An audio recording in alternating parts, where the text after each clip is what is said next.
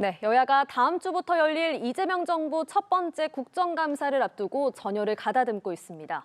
민주당은 조희대 대법원장, 국민의힘은 김현지 대통령실 부속실장을 증인으로 부르면서 치열한 신경전을 벌이고 있습니다. 장윤미 민주당 법률위 부위원장, 강전의 국민의힘 대변인과 자세한 내용 짚어보겠습니다. 안녕하세요. 네, 안녕하세요. 네. 자, 이제 이틀 뒤에 이재명 정부 첫 국정감사가 열립니다. 이 국감을 계기로 민주당은 내란 잔재를 청산하겠다. 그리고 국민의힘은 독재를 저지하겠다. 이렇게 주장을 하고 있습니다. 이렇게 여야가 기조가 좀 뚜렷하게 갈린 상황인 것 같은데 이번 국감에서 가장 주목해서 봐야 할 포인트는 뭐라고 보십니까? 기본적으로 민주당에서 강조하고 있듯이 내란을 정확하게 청산하는 건 대한민국이 다음 역사적 페이지로 나아가기 위한 필요한 아주 전제 조건이라고 하겠습니다. 이 부분을 그리고 관련한 특검 수사를 정치적 탄압이다라는 것은 국민 눈높이에 맞지 않습니다. 이 부분에 대한 점검 그리고 그 과거 정부의 실책에 대한 이 어떤 그 점검은 반드시 필요한 부분이 있고요. 다만 과거에만 함몰될 수는 없는 부분이 있기 때문에 앞으로 대한민국에 놓인 여러 과제들이 있습니다. 바로 목전에는 관세 협상이 있기도 하고 에이펙이라는 굉장히 큰 국제 행사를 또 치러내야 되는 부분이 있고 이 자리에 시진핑 주석과 트럼프 대통령이 함께하는 그런 상황까지 있기 때문에 국회로서는 여야 할 것 없이 대한민국이 미래로 한 발짝 더 나아가는 데 있어서 뭔가 힘을 좀 같이 모으고 또 관세 협상과 관련해서는 아무리 야당이라고 하더라도 대한민국의 협상력을 높이는 그런 방향의 어떤 질타나 의견 제시, 대안 모색 이런 부분이 있어야 되는 국감장이 될 거라고 생각합니다. 예, 어떻게 생각하세요? 저희는 이번에 추석 민심도 지금 민주당과 그리고 정부에서 어떤 독재적인 모습들을 보이고 있는 것이 아니냐, 국민들께서 그 부분에 의구심을 가지고 계신다라고 생각을 하고 있거든요. 이번 국정감사에 있어서도 결국에는 저는 조희대 대법원장에 대한 질의라든지 특히 15일에는 대법원에 대해서 현장 검증을 나가겠다라고 하는 초유의 사태가 예정이 되어 있습니다. 민주당 입장에서는 지난달에 조희대 없는 조희대 청문회를 개최를 하면서 당시에 탄핵이나 고발 이런 것들도 이야기를 했지만 그때는 그런 부분까지 진행을 하지 않았고 말하자면 대안으로서 15일에 현장 검증으로 대법원을 가겠다라고 이야기를 하고 있는데요. 이러한 모습들이 대한민국 헌법의 테두리를 벗어난 것은 아닌가, 상권 분립의 정신에서 벗어난 것은 아닌가라는 것을 지적할 수밖에 없고 현행 법상으로도 그 국정감사 및 조사에 관한 법률에 있어서 계속 중인 재판에 관여할 목적으로 행사되어서는 아니 된다라는 것이 명시적으로 되어 있거든요. 근데 지금 결국에는 현장 검증을 가서도 보겠다는 것이 법관들의 로그 기록이라든지 이런 것들을 보겠다는 겁니다. 대법원에서 이재명 대통령에 대한 파기환송 과정을 살펴보겠다는 건데 민주당은 이것이 지금 법원 행정에 대한 부분이다라고 이야기를 하고 있습니다만 그렇게 볼 수는 없는 것이죠. 결국에는 이 사건, 재판 자체에 대해서 보려는 것으로 생각할 수밖에 없고 이 사건은 지금 대법원에서는 파기환송이 되었지만 고등법원에서는 여전히 계속 중인 사건이거든요. 앞서 말씀드린 현행 법률에도 지금 위배되는 부분들이 있어서 민주당이 지금 거대 여당으로서 이런 헌법의 테두리를 넘어서는 모습들을 보이는 것에 대해서 저희 국민의힘은 우려를 할 수밖에 없는 것이고 국민들과 함께 여기에 대해 저지하겠다라고 말씀드립니다. 예, 특히 이번 국감에서 대법원 국정감사에 조희대 대법원장이 출석할지 여부가 관심입니다. 조희대 대법원장이 어떤 선택을 할 걸로 보세요? 당연히 출석을 해야 되는 겁니다. 기본적으로 대법원에 대한 국정감사는 서초동 대법원에서 현장 감사로 실시가 됐었고 통상적으로는 대법원장이 이제 모두 인사를 하고 법원 행정처장이 현안에 대한 질의에 대해서는 답변을 하고 이제 마무리 다시 인사를 하러 오는 그런 과정으로 진행은 됐었는데요. 지금 대법원에 대해서는 선택적인 발언을 한다라는 인상을 저는 국민들이 갖고 계실 거라고 생각을 합니다. 기본적으로 이제 민주당에서 많이 문제 제기를 했습니다만 지난 5월에 이 대법원 파기환송심, 이재명 당시 대표에 대한 이 부분은 단순히 이게 진영의 문제가 아니라 이렇게 대선에 관여하겠다고 한 그 의사에 대한 의구심이 해소되지 않습니다. 왜냐하면 발언하지 않았으니까요. 이 부분의 문제의식은 민주당이 제기하는 게 아닙니다. 법원 내부에서 나오고 있는 겁니다. 사법부의 위상과 사법부가 어떤 신뢰 문제와 직결되기 때문에 답변을 요구하는 겁니다. 그러면서 이 사법 개혁과 관련해서 대법관 증언 같은 부분에 대해서는 대법관이 30명으로 늘어나게 되면 1조가 필요하다. 이게 대법관 한 분 한 분의 사무실을 75평대로 잡아가지고 어떻게 보면 임의로 계산한 겁니다. 이런 부분에 대해서 발언하고 싶을 때는 하고, 그리고 정말 발언을 요청해서 국민들이 기다리시는 부분에 대해서는 침묵하는 부분은 저는 사법부의 위상에 그리고 신뢰에 전혀 도움이 되지 않는다고 생각합니다. 그렇다면 국정감사에서 기본적으로 모두 발언을 하고 인사를 하러 이 국감장에는 모습을 드러내야 될 겁니다. 그것조차 하지 않는다는 건 상당히 문제가 있을 거라고 보이고요. 그러면 그 자리에서 여야에서 그리고 상임위에서 그러면 이석을 이제 허가하지 않는 방향으로 청취를 하는, 왜냐하면 국회법에 대법원장도 이런 여러 현안에 대해서 질문을 할 수 있고 이 나오라고 할 수 있는 대상자로 특정이 돼 있습니다. 이런 부분과 관련해서 사법부 탄압이다, 안 된다, 답변할 수 없다라는 모르쇠로만 일관하는 부분은 결과적으로 사법부의 부담으로 작용할 거기 때문에 저는 국감장에서 만약에 이 부분이 재판 현안이나 아니면 진행 중인 이런 판결 이런 부분과 직결된다면 답변이 제한된다라고 말씀을 드리면 되는 거고요. 그렇지 않은 부분에 대해서는 사법부의 입장을 정확하게 국민들께 알려야 될 의무가 있다고 생각합니다. 그러니까 원래는 국정감사에 대법원장이 출석을 하는 게 관례였잖아요. 출석한 뒤에 뭐 자리를 옮기기는 그렇죠. 했습니다만, 근데 올해는 이 관례가 깨질 것 같다는 생각도 들고요. 저도 장 변호사님이랑 좀 비슷한 생각을 하고 있는데요. 지금까지 조희대 대법원장이 지난 국감에서도 출석을 해서 인사말을 한 적이 있었고 예. 이번도 비슷한 상황이 되지 않을까 싶습니다.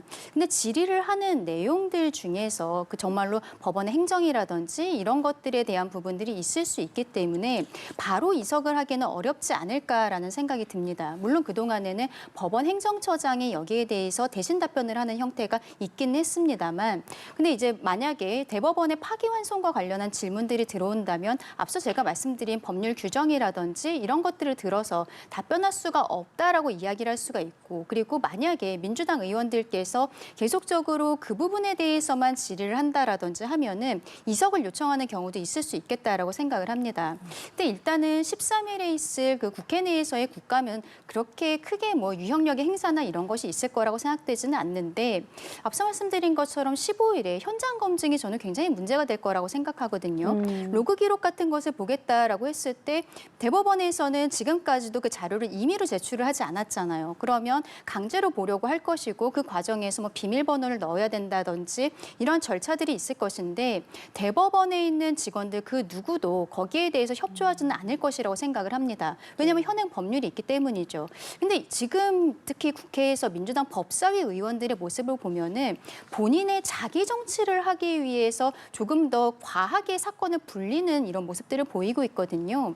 그러면 15일에 대법원에서 저는 사실상 보여주기식의 민주당 의원들의 어떤 유형력의 행사, 큰 소리 내는 모습들 이런 것도 있지 않을까라고 생각이 들고, 이런 것들이 전체적으로 상권 분립의 정신 그리고 사법부의 독립을 침해하는 것이다라고 말씀드리고 싶습니다. 예, 그러면 일단 국회에서 열리는 대법원 국정감사에는 출석할 거라고 보십니까? 네, 저는 일단은 출석하실 거라고 봐요. 왜냐하면 지난번에 조희대 없는 조희대 청문회 과정에서도 불출석과 관련해서 의견서를 제출을 하신 바가 있었거든요. 어쨌든 절차에 대해서는 그동안에 지키는 모습을 보이셨고, 그리고 작년 국감에서도 나와서 인사 말씀을 하셨던 부분이 있기 때문에 아예 출석을 안 하는 일은 없지 않을까라고 네. 생각합니다. 알겠습니다. 만약에 조희대 대법원장이 출석을 한다면 이제 사실상 이번에는 조희대 있는 조희대 청문회가 될 것이다. 그리고 만약에 불출석을 한다면 지금 동행명령장 발부까지 거론이 되는 상황에서 조희대 대법원장이 어떤 선택을 하든 좀 네. 파장이 클 것 같거든요. 어떻게 그러니까 예상하세요? 동행명령장 발부까지 이야기를 하는 것은 사실상 이제 어떻게 보면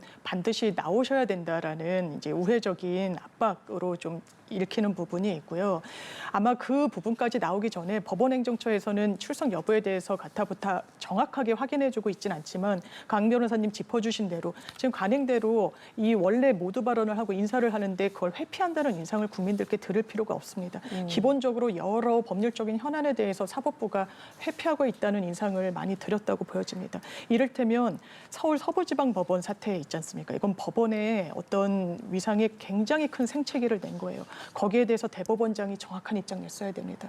이거는 대한민국 사법부가 공격을 받은 사태였기 때문에 그렇습니다. 그런데 이 부분과 관련해서도 대법원장 명의로 어떤 입장이 나오지 않았습니다. 이게 대한민국의 사법부가 돼서는 안 된다고 생각하고, 이런 여러 현안에 대해서 국민 앞에 또 말씀드리는 게 국회법이 정한 절차에 따라서 국회에 출석하는 것이 이 부분이 사법부의 위상과 신뢰도 함양에도 도움이 될 거라고 생각합니다. 예, 이번 대법원 국감이 국회와 사법부 간 갈등의 어떤 변곡점이 될 것이다 이런 분석도 나오더라고요. 어떻게 그럼 전망하세요? 사법부뿐만이 아니라 지금 사법부와 입법부뿐만이 아니라 행정부와의 갈등도 저는 있다라고 생각을 합니다. 왜냐하면 행정부의 수반은 대통령이고 조희대 사퇴론에 대해서 지금 뭐 강유정 대변인이 그때 원칙적으로 공감한다라는 이야기를 했었거든요. 다만 그 이후에 우상호 정무수석이 그렇지 않다라는 형태로 뭐 불을 좀 진화하는 모습을 보이긴 했습니다만 강유정 대변인의 뭐 신상의 변화가 있지가 않아요. 이러한 모습을 보았을 때 대통령실에서 같은 의견을 가지고 있는 것이 아니냐라고 국민들께서 생각을 하시는 것이죠. 그리고 민주당이 계속해서 사법부를 압박하는 이유에 대해서도 국민들께서는 대통령이 지금 현재도 피고인의 신분이라는 것, 여기에 대해서 생각을 안 하실 수가 없거든요. 실제로 대통령과 관련된 사람들에 대해서도 앞으로 뭐 지난 조국 전 대표 때처럼 사면이라든지 이런 것들이 있을 수 있는 것 아니냐. 결과적으로 마지막에는 이재명 피고인에 대해서 무죄 혹은 뭐 공소 취소라든지 이런 절차들이 5년의 임기 안에 처리가 되는 것이 아니냐라고 생각을 하시는 가운데 그 과정에서 지금 대법원을 압박한다라는 생각을 하실 수밖에 없습니다. 그러니까 이러한 것들이 어떻게 보면은 국민들께서 사법부를 압박하는 게 행정부를 위해 입법부가 대신 움직이는 거다라고 생각하실 수가 있거든요. 전체적으로 상권 분립이라는 것이 행정부와 입법부가 한편으로 되었을 때 오히려 사법부가 거기에 대해서 견제를 하는 역할을 해야 되는데 견제를 못하도록 팔다리를 자르겠다. 만약에 이번에 조희대 대법원장이 출석하지 않으면 민주당에서는 예산을 삭감하겠다라는 이야기들도 나오고 있는 상황이거든요. 이런 것들은 정말로 대한민국 헌법의 테두리를 벗어나는 것이라고 다시 한번 말씀드립니다. 예, 자 주목받는 또 다른 인물이요. 김현지 대통령실 부속실장입니다. 국민의힘의 오늘 논평 직접 듣고 오겠습니다. 미스테리한 공직자를 국감에 불러 의혹을 해소하겠다는 것은 야당의 정당한 요구이며 이를 정쟁으로 치부하는 것은 궁색한 변명입니다. 구차한 변명으로 일관하며 빠져나갈 국리만 하는 것은 오히려 국민적 의심만 증폭시킬 뿐입니다. 네, 이에 민주당은 서면 브리핑을 통해 반박했습니다. 국감을 민생이 아닌 정쟁의 장으로 만들려고 하는 국민의힘을 강력히 규탄합니다. 국민의힘이 대통령실 참모를 두고 실세 운운하는 것은 어불성설이자 후한무치입니다라고 썼는데요. 김현지 부속실장 증인 채택 여부가 이번 주에 운영위원회에서 결정이 될 예정입니다. 지금 여당은 정쟁용 네. 소환이다 이렇게 선을 긋고 있는데 결론이 어떻게 나겠습니까? 왜냐하면 총무비서관이 국회 운영위에 계속해서 나왔던 관행은 대통령실 살림을 살기 때문입니다. 그 부분과 관련해서 제일 잘 알고 있는 실무자이기 때문이에요. 그러면 국회 운영위에서만 부르는 게 맞지 않겠습니까? 지금 송원석 원내대표께서 올리신 그 SNS 글을 봐도 그렇고 백현동 의혹도 김현지 실장을 통해서 해소해야 된다. 그리고 뭐 산림청장 인사 의혹도 있다. 지금 6개 상임위원회에서 김현지 실장을 부르겠다는 거 아닙니까? 이게 정쟁이 아니면 뭡니까? 총무비서관 자리에 있을 때 물을 수 있는 관련 상임위는 운영위원회 하나입니다. 관련해가지고 증인 채택이 여야 협의로 이뤄지면 그건 100% 나가겠다라는 정무수석의 대통령실 정무수석의 설명도 있었습니다. 그 부분과 관련해서 국민의힘에서는 왜 여야 합의를 말하냐?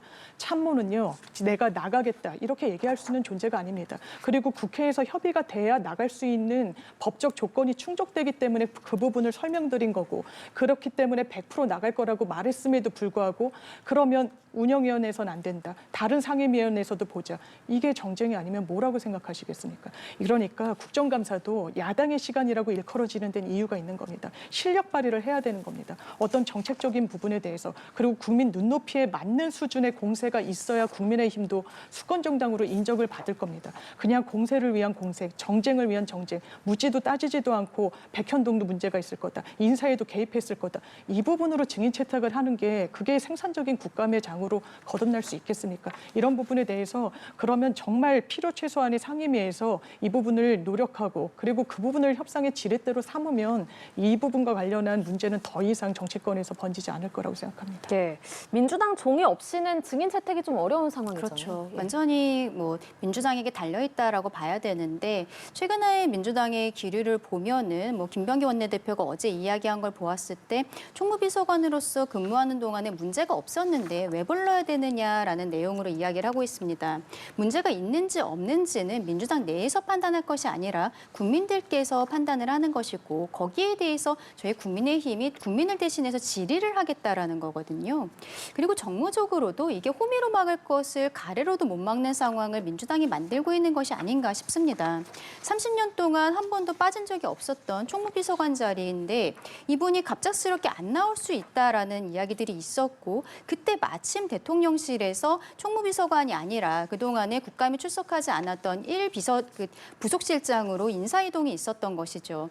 대통령실에서는 한 달 전부터 계획이 되어 있었던 인사이동이라고 하고 있습니다만 그 인사이동을 같이 했었던 김남준 대변인이라든지 윤기천 실장이라든지 이런 사람들은 예전에 성남시부터 같이 했었던 사람들인 거예요. 이분들이 어느 자리를 가든지 간에 실질적으로는 그 직을 넘어선 권한을 행사하고 있는 것이 아니냐라는 의혹들이 있는 것이죠. 그러니까 결국에는 국감을 앞두고 이렇게 그냥 돌아가는 형태의 인사를 한 것이 아니냐라고 말씀을 드리는 겁니다. 이 김현지 비서관의 이름이 이번 정권 들어서 가장 크게 나온 것은 아무래도 강선우 장관 후보자의 낙마 과정에서 마지막에 전달했던 사람이다라는 이야기가 있었던 거죠. 총무비서관인데 왜 그런 형태의 전달을 하는 것입니까? 인사비서관도 아니고 비서실장도 아니고 정무수석도 아닌 사람이었습니다. 이러한 부분에 대해서 국민들께서 의혹을 가지고 계시니까 저희 당으로 이제는 산림청장 이야기도 나오는 거예요. 산림청장도 결국에는 성남의제 20일 이 시민단체 때부터 같이 했었다라는 지금 이야기들이 기록이 나오고 있는 상황입니다. 질의를 해서 정말로 떳떳하다면 거기에 대해서 털고 가면 되는 것인데 이렇게 나오지 않도록 꽁꽁 싸매고 있는 것. 대법원장은 증인으로 출석 안 하면 동행명령장을 발부하겠다라고 하면서 총무비서관의 직에 있었던 사람을 부르지 않겠다고 하는 것은 앞으로의 남아있는 대통령의 임기 동안에 오히려 폭탄을 하나 더 안고 가는 것과 다름없다라고 말씀드립니다. 예, 알겠습니다. 자, 저희는 주제를 돌려서요. 어젯밤에 있었던 북한의 노동당 창건 80주년 기념 대규모 열병식에 관한 내용도 두 분께 여쭤보도록 하겠습니다. 자, 지금 보여드리는 화면은요. 이 시각 조선중앙TV에서 나오고 있는 모습을 저희가 보여드리고 있습니다. 북한 조선중앙TV가 현재 열병식을 어젯밤에 있었던 열병식이죠. 이 열병식을 녹화해서 중계를 하고 있습니다. 지금 비가 내리고 있는데 어젯밤에 이제 북한 평양에 비 예보가 있었죠. 비가 내리는데도 열병식이 지금 이루어지고 있는 모습입니다. 북한 인공기가 지금 올라가고 있고요. 예, 그래서 어제 저녁 늦은 시각, 어제 저녁 7시쯤부터 열병식이 본격적으로 좀 시작이 된 걸로 알려졌습니다. 평양 김일성 광장에서 시작이 됐습니다. 북한이 최근에 개발한 신무기와 전략무기가 대거 등장을 했습니다. 지금 화면에 김정은 북한 국무위원장의 모습이 보이고 있습니다. 열병식에 앞서서 김정은 위원장의 연설이 있었고요. 그 연설 영상을 지금 저희가 보여드리지는 못하지만 그 연설의 내용은 좀 전해졌어요.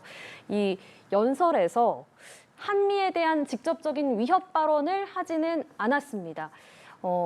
이 부분은 좀 어떻게 해석하시는지 대화 가능성이 좀 열려 있다 이렇게 봐야겠습니까? 굉장히 고도로 이렇게 개발된 최강 핵 전략 무기까지도 공개를 한 거 아니겠습니까? 미국 본토가 또 사거리에 들어가기도 하고. 그런데 메시지까지 더해지면 이건 상당한 균열을 낼 수 있다라는 점을 좀 우려한 정치적인 행보로 보이는 부분이 있고요.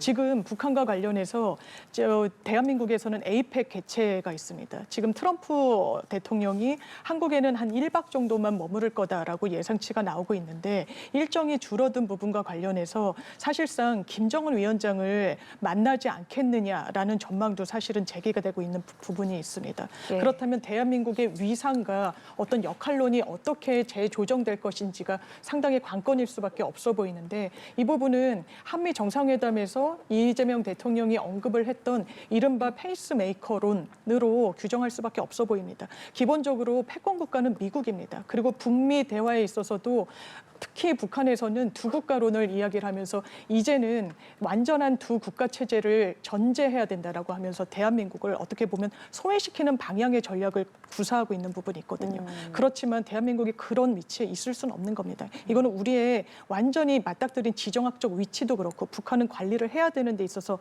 대한민국이 소외될 수는 없는 겁니다. 그렇다면 이른바 미국이 패권 국가로서의 피스메이커를 자처했을 때 거기에 동반자로서의 대한민국 역할이 있을 겁니다. 정말 대한민국 이니셔티브라는 부분까지는 계속 가져갈 수는 없다고 하더라도 주도권을 대한민국이 쥐고 대북 관계, 그 협상력을 높일 수는 없다고 하더라도 미국과의 관계에 있어서도 그리고 관세 협상에 있어서도 먼저 안보 문제, 이게 또 미국의 이익과 부합하는 측면이 있기 때문에 트럼프 대통령이 김정은 위원장에 대해서는 좋은 추억을 갖고 있다라는 부분을 10분 활용해서 그런 관세 협상을 다소 차후로 미루더라도 안보, 국방 이런 부분에 있어서 대한민국의 어떤 현안을 관철시키면서 거기에 역할론을 할 수 있다는 걸 이번에 뭐 열병식 이런 메시지 등을 통해서도 간접적으로 확인할 수 있지 않나 생각합니다. 예, 김정은 위원장의 연설 좀 전해지는 부분은 네. 어떻게 해석하시는지요? 일단은 뭐 한미에 대해서 직접적으로 언급하진 않았습니다만 역시 적이라는 표현을 쓰고 있었고 무력의 중요성에 대해서 강조를 했습니다. 그리고 강조를 한 것을 넘어서서 이번 열병식에서는 화성 20호 이런 형태의 새로운 무기들도 나오고 있는 거거든요. 예. 특히 열병식 전날에 있었던 행사에서는 수만 명이 동원되는 매스게임을 한 5년 만에 하면서 지금 이번에 중국과 러시아에서는 2인자들이 오는 상황까지 된 것이죠. 예. 김정은 위원장 입장에서는 지난달에 중국에서 있었던 전승절 행사 이후로 어떤 외교적인 부분에 있어서도 자신감을 갖고 있는 것이 아닌가라고 생각을 합니다. 한 10년 전쯤만 돼도 이렇게 북한에서 행사가 있을 때 중국에서는 서열 5위 정도가 왔었는데 이제는 2위가 오고 베트남에서는 1위가 오고 있는 이런 상황인 것이죠. 근데 지금 이 상황에서 북한은 계속적으로 무기를 통해서 이야기를 하고 있고 그리고 미국과 직접적인 대화를 하고 싶기 때문에 이번에 김정은 위원장의 발언에서도 적이라고만 표현을 하고 미국이라든지 이런 표현을 하지 않은 것이 아닌가 싶기는 합니다만 우리 국민들께서 우려가 되는 것은 지금 이재명 정부의 북한과의 그 관계 설정인 것이죠. 과거 문재인 정부 때 계속적으로 북한에다가 말하자면 퍼주기 형태로 이렇게 진행을 하다가 어느 날 오전에 갑작스럽게 남북 연락사무소가 폭파가 됐습니다.